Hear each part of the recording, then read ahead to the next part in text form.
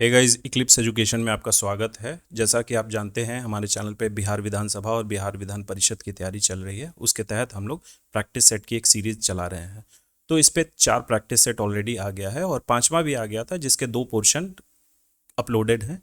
और ये last portion है उसका प्रैक्टिस सेट 5 का जनरल साइंस। तो आज की वीडियो में हम लोग जनरल साइंस के 15 मोस्ट इंपॉर्टेंट एमसीक्यू और उससे रिलेटेड फैक्ट हम देखेंगे। तो अगर अभी तक आपने हमारे चैनल को सब्सक्राइब नहीं किया है तो इसे प्लीज़ सब्सक्राइब, शेयर और लाइक करना ना भूलें। चलिए अब हम लोग क्वेश्चन की तरफ बढ़ते हैं। तो यहाँ क्वेश्चन नंबर 1 है, निम्नलिखित कथनों पर विचार कीजिए। निर्जल सोडियम कार्बोनेट साधारणतः पाक सोडा या फिर बेकिंग सोडा के रूप में जाना जाता है। दूसरा ऑप्शन है, अग्निशामकों में बेकिंग सोडा का प्रयोग होता है। तीसरा ऑप्शन, विरंजक चूर्ण जिसे ब्लीचिंग पाउडर बोलते हैं, इसका उत्पादन हेसन क्लेवर संयंत्र में होता है, हेसन क्लेवर प्लांट में।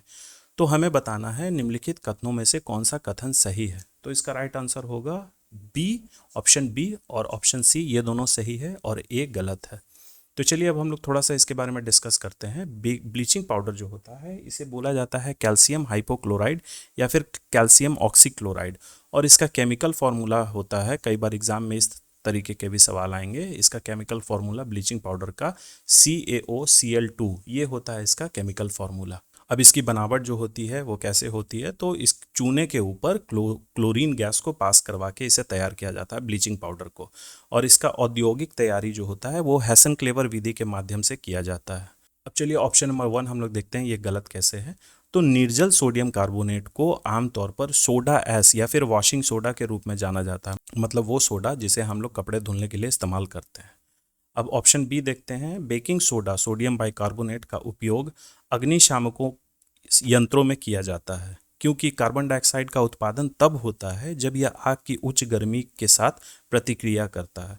अग्निशामक यंत्रों के टैंक में, अक्सर टैंक में ये देखा गया है, सोडियम बाइकार्बोनेट, सल्फ्यूरिक एसिड और पानी होता है। ये तो हम लोग जानते हैं कि विरंजक चूर्ण जो होता है ब्लीचिंग पाउडर, इसका उत्पादन हेसन क्लेवर प्लांट में होता है। आगे की स्लाइड में मैंने हेसन क्लेवर जो विधि है वो डिस्कस किया है। ये देखिए हेसन क्लेवर प्लांट है। तो इसमें क्या होता है, स्लेक लाइम मतलब कि चूना, चूना के ऊपर क्लोरीन गैस को पास करवाया जाता है, तब आउटपुट जो है वो ब्लीचिंग पाउडर मिलता है और वेस्ट गैस मतलब कि जो खराब गैस होता है ये बाहर निकल जाता है। तो इस तरीके की विधि होती है, इसमें आपका ब्लीचिंग पाउडर का निर्माण किया जाता है। अब चलिए अगले क्वेश्चन की तरफ हम लोग बढ़ते हैं। क्वेश्चन नंबर 2 है, निम्नलिखित में से किन तत्वों के लवणों द्वारा आतिशबाजी में रंग प्राप्त होते हैं। तो आतिशबाजी हम लोग जानते हैं दिवाली में जो पटाखे छोड़ते हैं, तो कई बार उसमें देखें कि हम लोग कई कलर के होते हैं, लाल, पीला, हरा, ब्लू, ये सब कलर, वाइट। तो ये किसके कारण होता है, यही पूछा जा रहा है। तो इसका राइट आंसर होगा स्ट्रॉन्सियम और बेरियम, ऑप्शन डी इसका राइट आंसर है। तो स्ट्रॉन्सियम और बेरियम के कारण जो आतिशबाजी में कलर है, इसके अलावा और भी एलिमेंट्स होते हैं, लेकिन हम लोग ऑप्शन के अकॉर्डिंग देख रहे हैं। तो ऑप्शन में स्ट्रॉन्सियम और बेरियम, यही दोनों एलिमेंट है जिसके कारण आतिशबाजी में रंग प्राप्त होते हैं। अब इनके अलावा कौन कौन से हैं, चलिए मैं बता देता हूँ कि कौन कौन से रंग किस किस केमिकल के कारण होते हैं। तो बेरियम से चमकीला हरा रंग प्राप्त होता है, स्ट्रॉन्सियम से गहरा लाल, कॉपर से नीला और सोडियम से पीला रंग प्राप्त होता है पटाखों में। अब चलिए अगले क्वेश्चन की तरफ हम लोग बढ़ते हैं। मानव शरीर में कौन से अंग में लासिका कोशिकाएं, जिसे लिम्फोसाइट बोला जाता है, वो बनती हैं। तो इसका राइट आंसर होगा अस्थि मज्जा, बोन मैरो। बोन मैरो आप लोग जानते होंगे, ये हड्डी है, हड्डियों के बीच में एक मांस का एक पार्ट होता है, मांस जैसा ही होता है, उसे बोन मैरो बोला जाता है। इसी के कारण हड्डी में मजबूती होती है। तो इसी में लिम्फोसाइट्स जो हैं वो बनते हैं। लिम्फोसाइट्स थाइमस और अस्थि मज्जा में विकसित होते हैं, इसीलिए इन दोनों को, थाइमस को और अस्थि मज्जा को, केंद्रीय लिम्फोइड अंग कहा जाता है। अब लिम्फोसाइट क्या होता है, तो यह एक प्रकार की श्वेत रक्त कोशिका, जिसे वाइट ब्लड सेल्स बोला जाता है, ये है। और ये प्रतिरक्षा प्रणाली यानी इम्यून सिस्टम का एक हिस्सा होती है। ये शरीर को बीमारी और संक्रमण से लड़ने में मदद करती है। तो इसका राइट आंसर आपने जान लिया, बोन मैरो में लिम्फोसाइट्स बनती है। अब चलिए हम लोग क्वेश्चन नंबर 4 देखते हैं। निम्नलिखित कथनों पर विचार कीजिए। एडम ऑसबॉर्न ने प्रथम पोर्टेबल कंप्यूटर निर्मित किया। ऑप्शन नंबर बी, इयान विल्मुट ने प्रथम कृंतक भेड़ क्लोन शिप की उत्पत्ति की थी।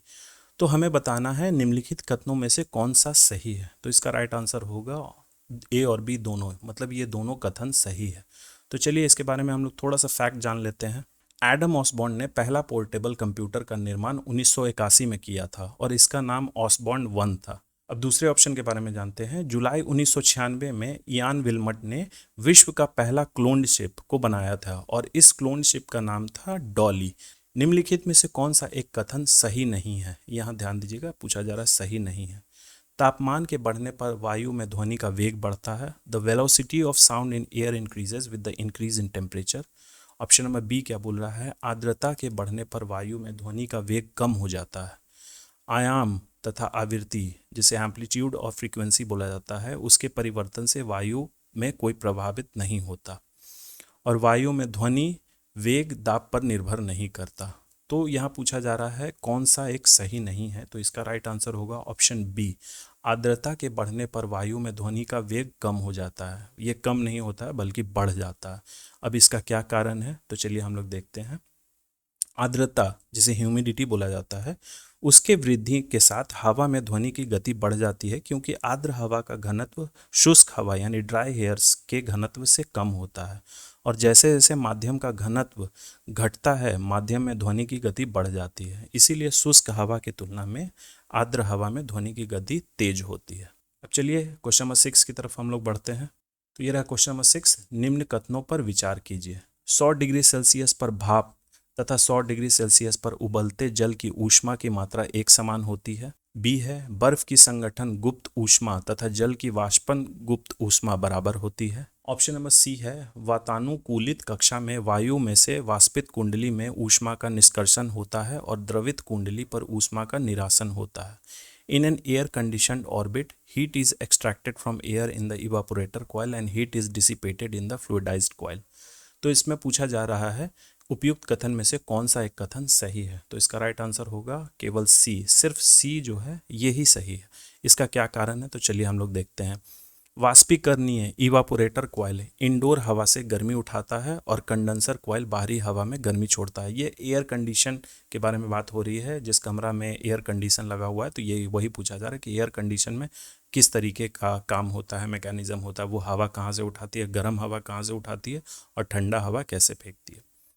अब जल के वाष्पीकरण की गुप्त ऊष्मा, यहाँ ऑप्शन नंबर बी हम लोग देखते हैं। जल के वाष्पीकरण की गुप्त ऊष्मा बर्फ के संलयन की गुप्त ऊष्मा से अधिक होती है, क्योंकि वाष्पीकरण का पर आयतन में बहुत अधिक वृद्धि होती है। उबलने पर गतित ऊर्जा काइनेटिक एनर्जी में वृद्धि बहुत अधिक होती है। तो इसीलिए ऑप्शन बी जो है ये गलत है और ऑप्शन सी ये भी गलत है। तो सिर्फ ऑप्शन सी जो है यही सही होगा। चलिए क्वेश्चन नंबर 7 है, निम्नलिखित में से किसका प्रयोग बंद चूल्हे ओवन में किया जाता है? ओवन, इसका टेक्निकल नेम ओवन होता है, लेकिन हम लोग क्या उसे माइक्रोवेव बोलते हैं। तो इसका राइट आंसर होगा माइक्रोवेव, सूक्ष्म तरंगे। तो इसमें पूछा जा रहा है कि इसमें ओवन में क्या प्रयोग किया जाता है, किसके कारण खाना गर्म होता है। तो माइक्रोवेव्स जो होते हैं उसी के कारण खाना गर्म होता है। तो ओवन में माइक्रोवेव्स पहले बर्तन को गर्म करता है और फिर बर्तन से ऊर्जा के ट्रांसफ़र से अंदर का भोजन गर्म हो जाता है। तो चलिए अगले क्वेश्चन की तरफ हम लोग बढ़ते हैं। पानी के किसी द्रव्यमान को 0 डिग्री सेल्सियस से 10 डिग्री सेल्सियस तक गर्म करने से उसके आयतन में, इस तरीके का क्वेश्चन, इसे वीवीआई कर लीजिएगा, ये क्वेश्चन कई बार रिपीट हुआ है। By heating a mass of water from 0 degree Celsius to 10 degree Celsius its volume क्या होता है? अनुक्रमिक वृद्धि होती है, अनुक्रमिक कमी होती है, या बढ़ने के बाद कमी होने लगेगी, या घटने के बाद वृद्धि होने लगती है। तो जब हम किसी बर्तन में पानी को जब हम लोग 0 डिग्री सेल्सियस से 10 डिग्री सेल्सियस तक गर्म करते हैं, तो उसके वॉल्यूम में क्या होता है, इन चारों ऑप्शन में से हमें बताना है। तो इसका राइट आंसर होगा घटने के बाद वृद्धि होने लगती है। ये बीपीएससी लेवल में भी पूछा जा चुका है ये क्वेश्चन। कई लोग कंफ्यूज कर जाते हैं, जिन्हें बेसिक्स पता है वो अच्छे से इसका आंसर दे देंगे। तो चलिए इसका कारण हम लोग जानते हैं। तो जल में विषम विस्तार, जिसे एनोमेलस एक्सपेंशन का एक अनूठा गुण है। अब इसे क्या काम करता है, कैसे काम करता है? तो जब पानी को 0 डिग्री सेल्सियस से, मतलब 0 डिग्री सेल्सियस से 4 डिग्री सेल्सियस तक गर्म किया जाता है, तो यह फैलने के बजाय लगातार सिकुड़ता है। इसका मतलब है कि इसका आयतन 4 डिग्री सेल्सियस तक कम हो जाता है। लेकिन यहाँ सवाल तो 0 डिग्री सेल्सियस से 10 डिग्री, तो इसके पीछे क्या कारण होता है, ये ऑप्शन क्यों सही हुआ कि घटने के बाद वृद्धि होता है, तो वही हम लोग यहाँ जान रहे हैं। ये पानी का एक गुण होता है। जब इसे 0 डिग्री से 4 डिग्री सेल्सियस तक हम लोग गर्म करते हैं, तो इसका जो आयतन है वो फैलने की बजाय सिकुड़ता है। और फिर 4 डिग्री सेल्सियस से जब हम लोग गर्म करते हैं 10 डिग्री सेल्सियस तक, तब क्या होता है, इसके आयतन में विस्तार होता है और ये अन्य तरल पदार्थों के विस्तार की तरह ही समान होता है। तो इसीलिए पहले ये घटता है, फिर उसके बाद वो बढ़ता है। तो इसीलिए ऑप्शन डी इसका राइट आंसर हो गया। अब चलिए क्वेश्चन नंबर 9 हम लोग देखते हैं। कहाँ के वृक्ष वर्ष में कम अथवा अधिक समय के लिए पत्तियों से रहित हो जाते हैं? पत्तियों से रहित मतलब वो पत्तियां अपना झाड़ देते हैं। तो इसका राइट आंसर होगा ऑप्शन डी, पर्णपाती वन, डेसिडियस फॉरेस्ट। अब डेसिडियस फॉरेस्ट क्या होता है उसके बारे में हम लोग थोड़ा जान लेते हैं। तो पेड़ों या पौधों की विशेषता वाला जंगल सालाना अपनी पत्तियों को गिराते हुए पर्णपाती वन के रूप में जाना जाता है। इन वनों में काई, जड़ी बूटियां और फर्न जैसे पौधे पाए जाते हैं और ये मुख्य रूप से उत्तरी अमेरिका, यूरोप और एशिया में देखे जाते हैं। तो चलिए अगले क्वेश्चन की तरफ हम लोग बढ़ते हैं। प्रकाश संश्लेषण के समय मुक्त होने वाली ऑक्सीजन कहाँ से आती है? तो प्रकाश संश्लेषण, जिसे इंग्लिश में हम लोग फोटोसिंथेसिस बोलते हैं, क्लास 6 में आपने पढ़ा होगा। इसमें पूछा जा रहा है कि उसमें जब ऑक्सीजन रिलीज होता है तो वो कहाँ से आता है, वो ऑक्सीजन आता कहाँ से? तो प्रकाश संश्लेषण आपको पता होगा, यह एक ऐसी विधि है जिसमें पेड़ पौधे अपना भोजन तैयार करते हैं। सूर्य, सनलाइट, फिर वाटर, जल, कार्बन डाइऑक्साइड, CO2 और क्लोरोफिल का इस्तेमाल करके ये खाना बनाते हैं और खाना बनाने के बाद जो आउटपुट निकलता है वो होता है ऑक्सीजन, और ऑक्सीजन हम लोग उसे सांस लेते हैं, यही ऑक्सीजन हम लोग सांस लेते हैं। तो ये पूछा जा रहा है कि ऑक्सीजन आता कहाँ से? तो इसका राइट आंसर होगा ऑप्शन बी, जल, वाटर। अब चलिए क्वेश्चन नंबर 11 देखते हैं। किसी जैव यौगिक के किसके प्रयोग द्वारा अपघटन की प्रक्रिया को किण्वन यानी फर्मेंटेशन कहते हैं? The process of decomposition of an organic compound using what is called fermentation.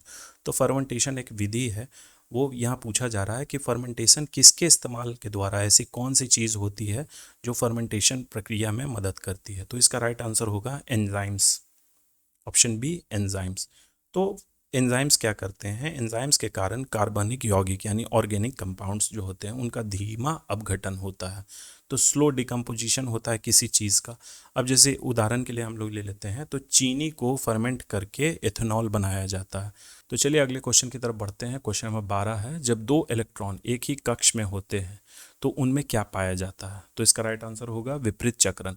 मतलब कि दो इलेक्ट्रॉन जब एक ही कक्ष में होते हैं, दो इलेक्ट्रॉन है एक ही कक्ष में है, तो उनमें क्या होता है? तो विपरीत चक्रण, मतलब ये एक दूसरे के अपोजिट चक्रण लगाते हैं। अब चलिए क्वेश्चन नंबर 13 है, यशद लेपन जिसे गैल्वेनाइजेशन बोला जाता है, ये क्या होता है? तो गैल्वेनाइजेशन एक प्रक्रिया है जिसमें लोहे के ऊपर जिंक को चढ़ाया जाता है और ताकि लोहे पे जंग ना लगे। अब इसका उदाहरण आप लोगों ने देखा होगा, गैल्वेनाइज शीट। लोग कंफ्यूज कर जाते हैं कि वो गैल्वेनाइज शीट है या फिर टीन है या स्टील है या एल्युमिनियम है।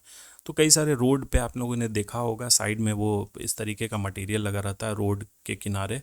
तो हम लोग सोचते हैं कि वो एल्युमिनियम है या फिर स्टील है, लेकिन वो बेसिकली लोहा होता है। उसके ऊपर जिंक यानी जस्ता चढ़ाया हुआ रहता है, उसे गैल्वेनाइज शीट बोलते हैं। उससे लोहे में जंग नहीं लगती है। तो जो लोहे को जंग ना लगे इसलिए हम लोग कई सारे चीज़ करते हैं, जैसे उस पर पेंट करते हैं। तो पेंट क्या होता है कि वो निकलने का चांसेस रहता है, लेकिन ये गैल्वेनाइज शीट जो होता है इससे लोहे के ऊपर अच्छा परत चढ़ जाता है और वो जल्दी जंग नहीं खाता। क्वेश्चन नंबर 14 है, किन मूल इकाइयों से मानव के अतिरिक्त भाग हिस्से तैयार किए जाते हैं? From which basic units can additional parts of human beings be prepared? तो इसका राइट आंसर होगा स्टेम सेल्स। अब स्टेम सेल्स क्या होते हैं? तो स्टेम सेल्स बुनियादी इकाइयां हैं जिनसे मानव के स्पेयर पार्ट्स बनाए जा सकते हैं, मतलब कि अतिरिक्त भाग बनाए जा सकते हैं।